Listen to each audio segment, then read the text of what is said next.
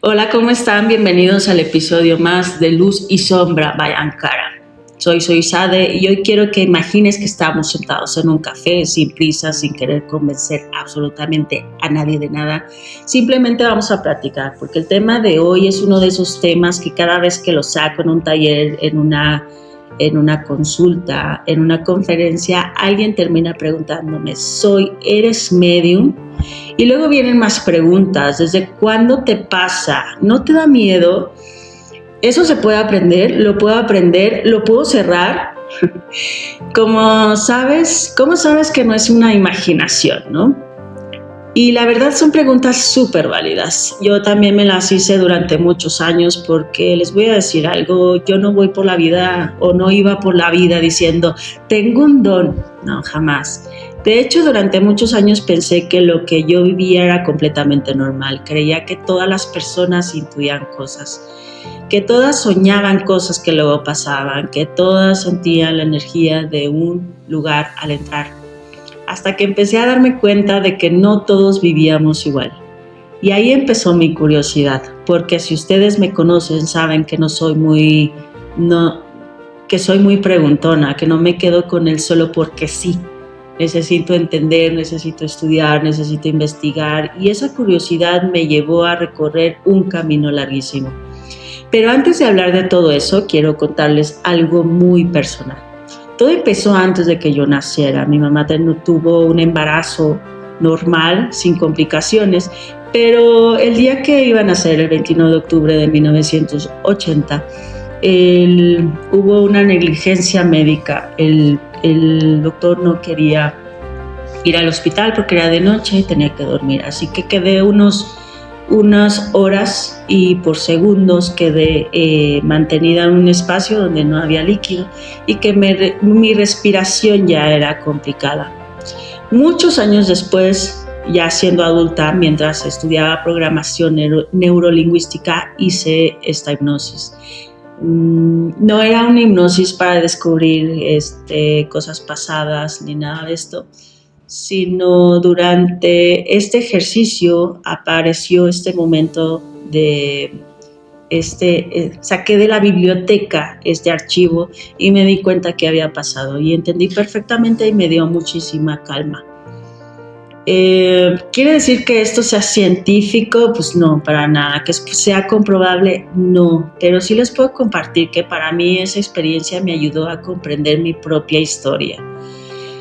Yo la interpreto como un momento que cambió mi manera de percibir el mundo y lo digo así, yo lo interpreto porque esa es la palabra correcta. No estoy diciendo que esa sea la explicación para todas las personas que tenemos la mediumnidad.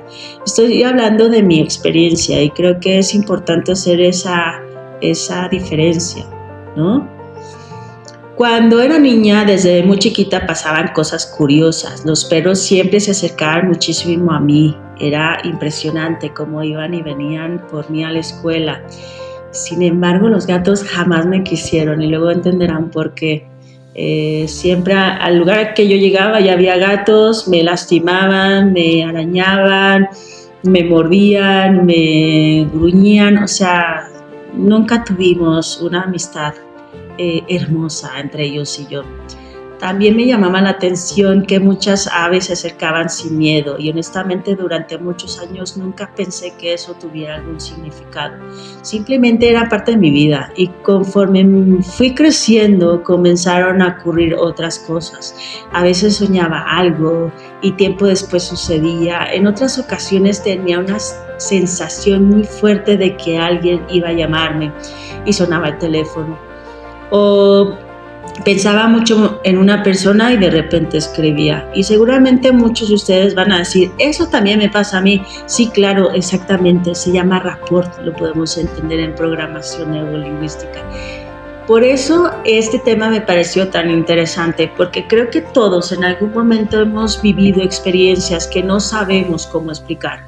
También hubo ocasiones en las que antes de enterarme de un fallecimiento de alguien, parecían ciertos símbolos o sensaciones muy específicas. Realmente como yo veo los espíritus es como ellos se dejan ver. A veces nada más es como una luz, una silueta. En algunas ocasiones sí los llego a ver completitos. Pero es muy sutil. No es como, o sea, yo no veo las hachas, ni los accidentes, ni la sangre, nada de esto. Yo no. Habrá mediums que sí. Con los años también viví experiencias que desde mi forma de comprenderlas, las interpreto como comunicación espiritual. Me comunico con mi papá, con mi mamá, que ya no están aquí. Me comunico con mis 3 bebés, me comunico con la abuela, con mi tía, con mi tío. He tenido esta comunicación. Como también he tenido estas comunicaciones con grandes maestros de la parte espiritual, que es la que a mí me interesa, que es Buda, Siddhartha, Jesús, María, Lamec, la muerte. Aquí voy a ser muy específica, es la muerte, no la sagrada muerte. Yo trabajo con la vida, con la muerte, con la oscuridad, con la luz. No trabajo para hacer que se pueda mover a lo que vienes, ¿sabes? Yo no compro ni vendo nada. No hago esos favores, ¿no? Los puedes pagar demasiados caros y yo no vengo a eso, ¿sí? Yo vengo un poquito más arriba. Hay clases. Y bueno, algunas personas lo interpretan desde la fe, otros desde la psicología, otros dirán que fue intuición y otras pensarán algo completamente distinto y está bien, ¿no? Por eso estamos aquí, todos podemos creer en lo que querramos creer, porque precisamente de eso quiero hablar el día de hoy. Entonces, por eso estudié esta parte de psicología, programación neurolingüística, neuroasociación, hipnosis, regresiones, tarot terapéutico, constelaciones familiares, numerología, cábala y lo que venga, ¿no? Lo que tenga yo que aprender. Y mientras más estudiaba, más me daba cuenta de algo muy curioso. Ninguna disciplina tenía todas las respuestas, pero todas tenían una pieza del rompecabezas y eso me encantó. Porque dejé de buscar una sola verdad. Empecé a construir mi propia manera de entender esas experiencias. ¿Qué dice la espiritualidad? Si tú le preguntas a una persona espiritual qué es la mediumnidad, probablemente te dirá que hay personas con una sensibilidad especial, que es la clarividencia, es decir, personas que perciben imágenes o símbolos que existen, que también existe la clariaudiencia, que algunas personas sienten que reciben mensajes de forma interna, ¿no? Y hay un poquito más. Y luego está la telepatía. A ver, levante la mano quien haya pensado en alguien y 5 minutos después esa persona le escribe. Sí pasa, a todos. La gran pregunta es ¿por qué? ¿Fue casualidad? ¿Fue causalidad? ¿Es una intuición? ¿Es una coincidencia? ¿O hay algo más que todavía no comprendemos? No tengo una respuesta definitiva y me siento muy cómoda diciéndolo, ¿no? Porque por medio de la programación neurolingüística, hipnosis, nos podemos acercar un poquito más. ¿Qué dice la ciencia? Aquí es donde la conversación se pone todavía más interesante. Porque llega la psicología y la neurociencia y dice, espérame tantito, ¿no? Nuestro cerebro está procesando información todo el tiempo, mucho más de lo que nosotros somos conscientes. Detecta expresiones, cambios de voz, patrones, conductas, recuerdos y muchas veces llega a una conclusión antes de que nuestra mente consciente pueda explicarla. Eso también podría ser una intuición. Y cuando entendí eso me hizo muchísimo sentido, porque quizás nuestro cerebro ya había visto señales que nosotros todavía no habíamos unido. Y entonces aparece esa famosa sensación de algo no me cuadra. ¿Les ha pasado? Sí. A mí muchas veces. Y muchas veces tenía razón, no porque fuera magia, sino porque probablemente mi cerebro ya había detectado información que yo aún no hacía consciente. Y eso me pareció fascinante, porque entonces la ciencia no necesariamente contradice la espiritualidad. Tal vez simplemente está describiendo una parte distinta del mismo fenómeno. Lo que sí creo, hay algo que sí aprendí con los años. No todo lo que no entendemos es espiritual, pero tampoco todo tiene que reducirse a una explicación simple. Creo que podemos estudiar, cuestionar, investigar y al mismo tiempo mantener la capacidad de asombro. Porque si algo he aprendido en estos años es que la mente humana sigue siendo uno de los mayores misterios que existe. Y justamente por seguir haciéndome preguntas fue que llegué a estudiar la historia de las antiguas sanadoras, la numerología, sobre todo el Cábala, y les voy a confesar, la Cábala fue la que terminó poniéndome de cabeza, porque yo llegué buscando respuestas sobre la mediumnidad y terminé aprendiendo que estaba haciendo la pregunta incorrecta. Porque el Cábala no está interesada en desarrollar mediums, no está interesada en que aprendas a ver espíritus, ni que tengas poderes, ni en impresionar absolutamente a nadie. La verdadera pregunta que hace el Cábala es otra. ¿Quién eres como ser humano? Y esa pregunta me dejó pensando durante muchos años, porque es verdad. ¿De qué sirve decir que eres muy espiritual si no sabes controlar tu carácter? ¿De qué sirve decir que ves energías y tratas mal a las personas? ¿De qué sirve hablar de amor y de luz si vives peleando con todo el mundo? ¿De qué sirve que me digas que estás en la oscuridad si estás en adicciones? Ahí entendí que la espiritualidad no consiste en coleccionar experiencias extraordinarias, consiste en transformarte. Y eso cambió completamente la perspectiva. ¿Qué es realmente el Cábala? Muchas personas creen que en Cábala son amuletos, pulseras rojas, son rituales y no. Eso es solamente una parte muy pequeña de todo un conocimiento muchísimo más profundo. La Cábala es una tradición espiritual que busca entender cómo funciona la creación, cómo funciona nuestra conciencia y cuál es el propósito del alma. Y hay una frase que me encanta. Dice que todos venimos a este mundo a hacer un tikkun. Tikkun significa corrección, es decir, todos venimos a trabajar algo, todos. Unos trabajan el orgullo, el miedo, el abandono, el rechazo, el control, la ira. Nadie viene con la tarea terminada. Y cuando entendí eso, dejé de preguntarme por qué me pasaba esto.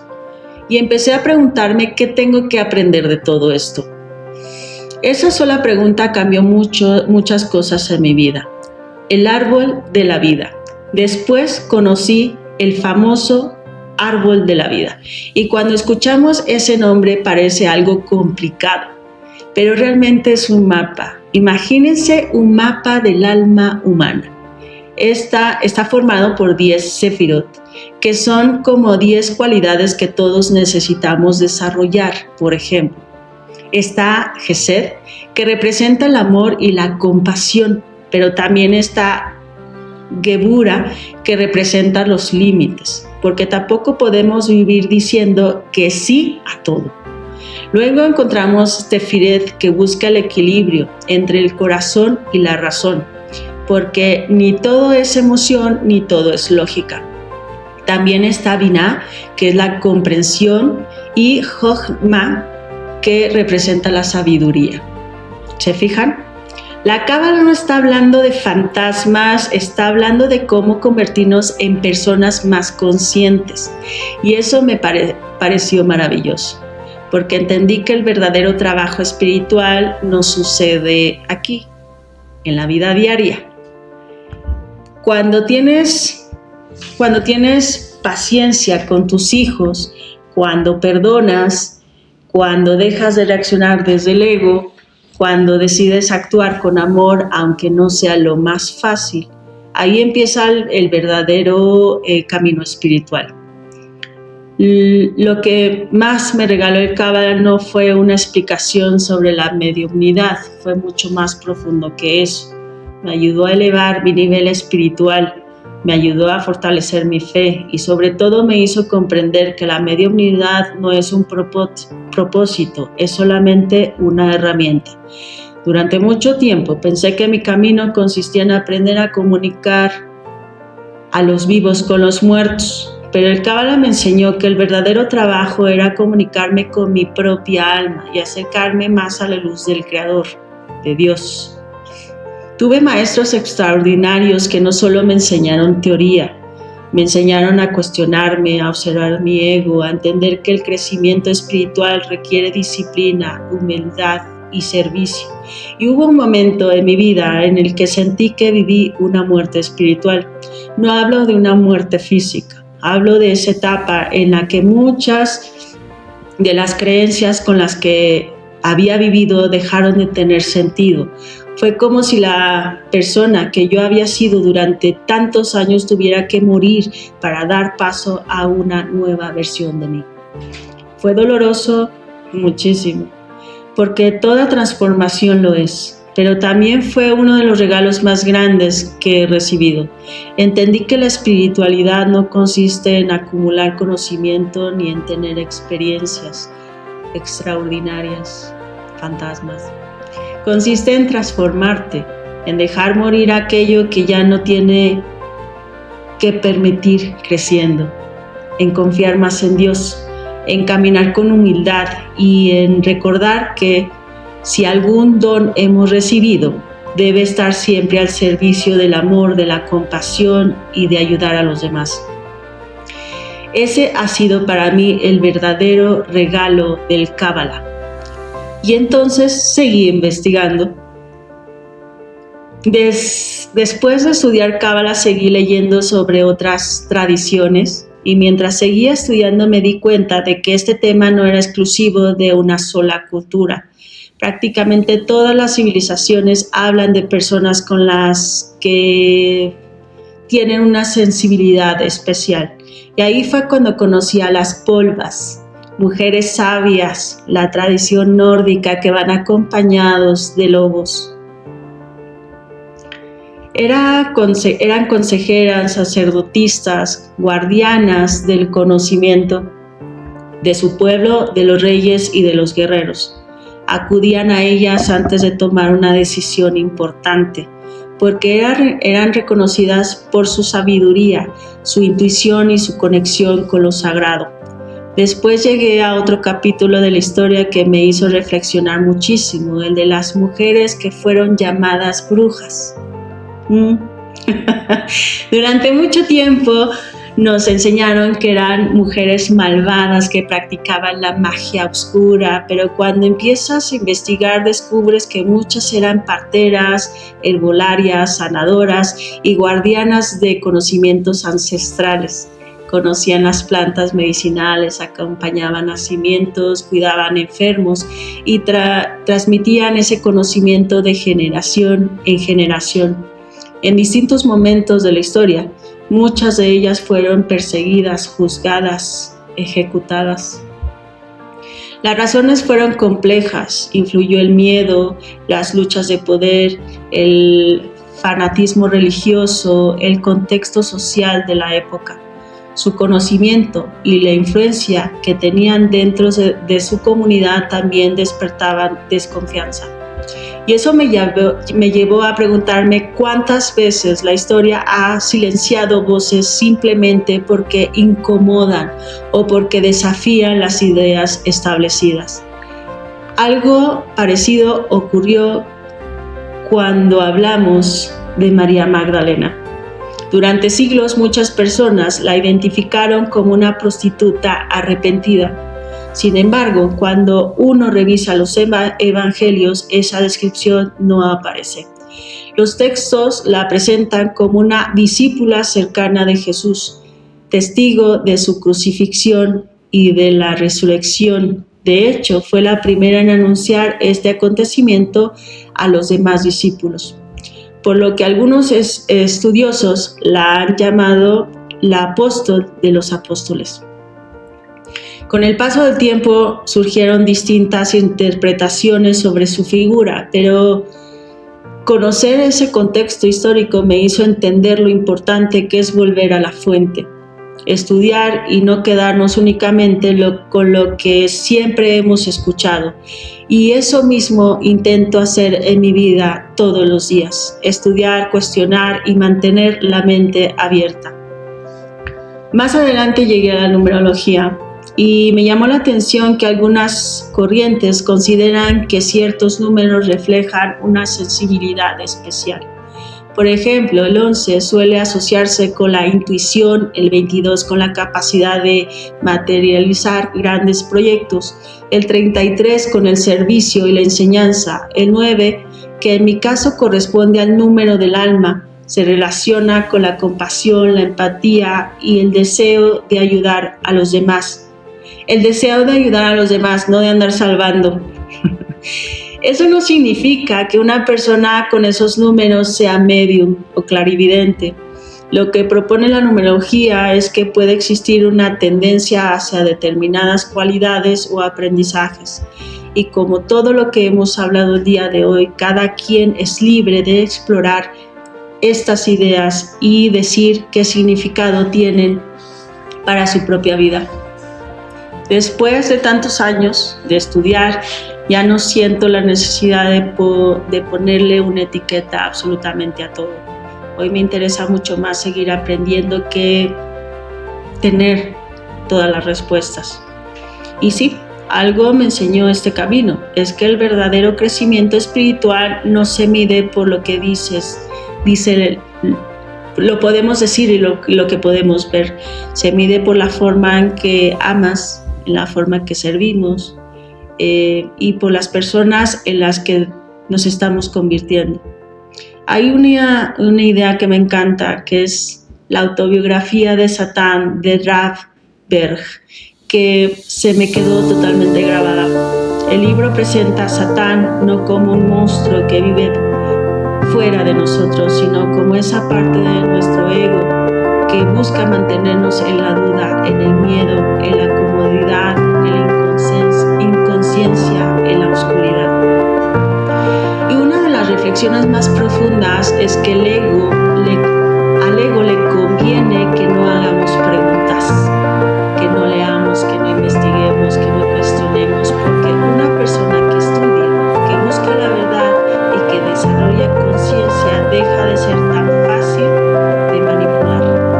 Por eso creo que el conocimiento también es un acto de espiritualidad. Cada libro que leemos, cada pregunta que nos hacemos y cada creencia que nos atrevemos a revisar nos ayuda a despertar un poco más, a caminar. Y quizás ese sea uno de los mayores temores del ego, que dejemos de vivir en automático y empecemos a elegir con conciencia. La palabra hebrea, Satán, significa literalmente adversario, oponente o el que pone obstáculos. Y eso me hizo mucho ruido, ¿no? Porque en el Cábala explica que el mayor adversario no siempre está fuera, muchas veces vive dentro de nosotros, por lo que en otros podcasts seguiremos hablando de esto. Así que el día de hoy es toda la información. Antes de irme, quiero agradecerle por todos los mensajes, por todas las muestras de amor que han tenido en estos episodios ya del podcast. Y bueno, aquí seguimos. Les invito otra vez el 15 de agosto, de 9 a 2 de la tarde, este sabadito, para estudiar numerología. Les voy a dar